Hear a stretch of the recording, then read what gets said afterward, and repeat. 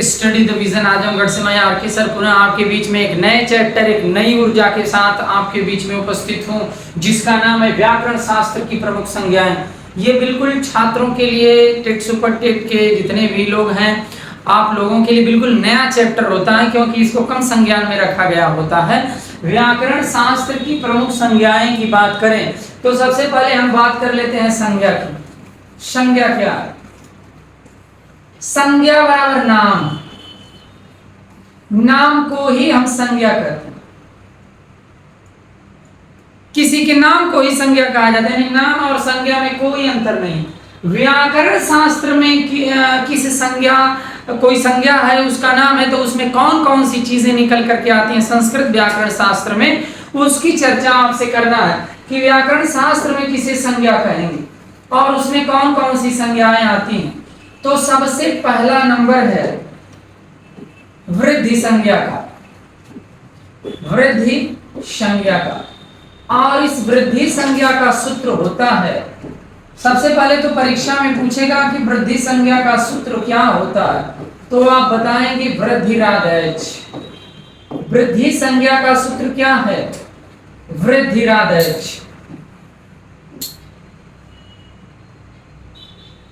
वृद्धिरादेश यही अष्टाध्यायी का पहला सूत्र यही है, वृद्धिरादेश। ये भी परीक्षा में पूछ देगा कि अष्टाध्यायी का प्रथम सूत्र कौन है, तो वृद्धिरादेश।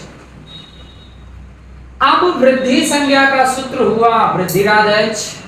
अब इसमें यह जानना है कि वो कौन सी बातें हैं इसके अंतर्गत निकल के इस सूत्र में आएंगी जिसको हम वृद्धि संज्ञा नाम देंगे, जिसको हम वृद्धि संज्ञक वर्ण कहेंगे। इसमें वर्ण निकल करके आएगा, वो कौन सा वर्ण है जो वृद्धि संज्ञा का है। तो इस सूत्र संज्ञा, इसका मैं सूत्र का विच्छेद कर रहा हूं आपके सामने।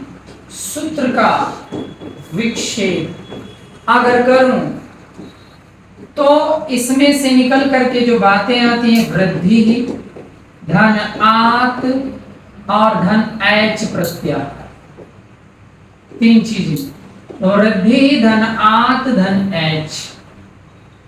वृद्धिरादेश को हमने वृद्धि को अलग कर दिया। ये जो र है विसर्ग रूप में है, विसर्ग में आ गया। इस र में जो आ की मात्रा है, आ और द को त में बदल दिया, जस्व संधि अपने वर्ग का तीसरे में बदल जाना, और जब संधि विच्छेद करेंगे तो पहले में आ जाएगा। अभी इसको जोड़ूंगा तो वृद्धि और रा, र यह विसर्ग र में बदलेगा, आ जुड़ेगा, रा यह द में बदलेगा और वृद्धिरादेश बनेगा। यानी इस वृद्धिरादेश सूत्र को हमने विच्छेद किया तो वृद्धि, आत और एच, जो ये तीन बातें निकल करके सामने आई हैं, इसमें आत का त संज्ञक है, क्या बचेगा शेष? आ शेष बचा। एच एक प्रत्याहार है, जरा हम लोग देखते हैं क्या इस प्रत्याहार कहाँ मिलता। अ इ उ ड़, री और री और क, ए ओ अंग, ऐ औ च। स्वरों में चौथे नंबर का जो ये माहेश्वर सूत्र है, इसका ऐ औ और च। ऐ से लेकर च तक प्रत्याहार बना एच प्रत्याहार, और इस एच प्रत्याहार में कितने वर्ण आ गए? इस एच प्रत्याहार में आ गया आपका ऐ और औ, बस यही बात। इस वृद्धिरादेश सूत्र से आ, ऐ और औ तीन वर्ण निकल करके सामने आ गए। यानी इन्हीं तीन वर्णों को वृद्धि संज्ञक वर्ण कहा जाता है, आ, ऐ, औ। अगर आपसे सबसे बड़ी बात है कि व्याकरण शास्त्र की प्रमुख संज्ञाओं से द्वितीय प्रकार का प्रश्न बनाएगा। एक प्रश्न बनता है कि इस संज्ञा का सूत्र कौन सा है, पहला, और दूसरा इस संज्ञा के अंतर्गत कौन कौन से वर्ण निकल करके आते हैं। दो चीज कभी कभार पूछता है कि वृद्धि संज्ञक वर्ण कितने होते हैं, तो आपको जवाब देना होगा 3। यानी ये तीन वर्ण आ, ऐ और औ वृद्धि संज्ञक वर्ण होते हैं। ऐसे विकल्प बनाएगा, जैसे प्रश्न पूछा वृद्धि संज्ञक वर्ण हैं, वृद्धि संज्ञक वर्ण है, विकल्प दे देगा अ, बी दे देगा ए, सी दे देगा ए और डी दे दिया ओ।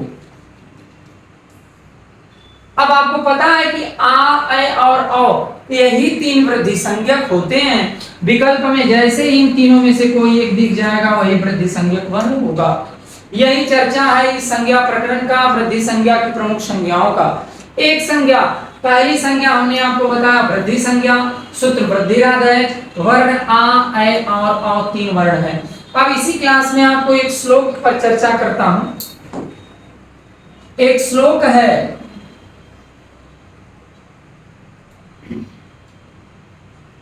काव्य शास्त्र विनोदेन, टीटी अथवा सुपर टीटी में एक श्लोक भी पूछता है, काव्य शास्त्र विनोदेन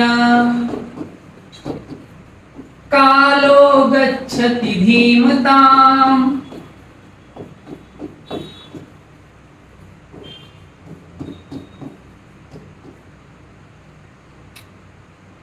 व्यसनेन तु मूर्खाणाम्, व्यसनेन तु मूर्खाणाम् निद्रया, निद्रया कलहेन वा। इस तरह से श्लोक 2 लाइन का देकर के इससे रिलेटेड प्रश्न पूछता है। श्लोक है, काव्य शास्त्र विनोदेन कालो गच्छति धीमताम् व्यसनेन तु मूर्खाणाम् निद्रया कलहेन वा। अर्थ बताता हूं, काव्य में, शास्त्र में, विनोदेन का मतलब खेल कूद मनोरंजन इत्यादि में, कालो माने जो समय है, गच्छति माने बीतता है, धीमताम् माने विद्वानों का, बुद्धिमानों का।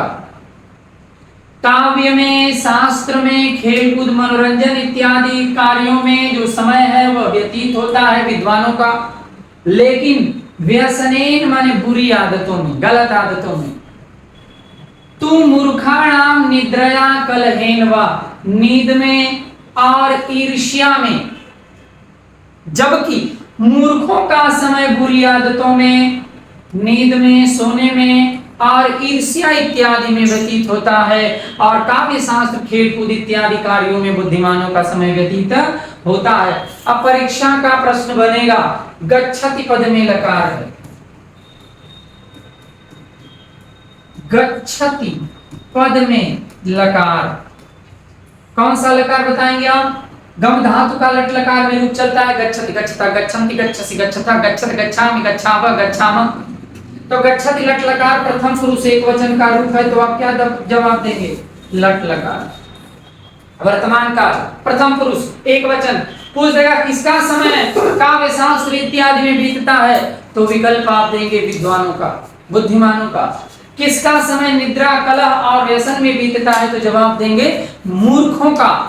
धीमताम पद का अर्थ यदि आपसे पूछता है तो आप इसका विद्वान अथवा बुद्धिमान बताओगे। अच्छा क्लास है।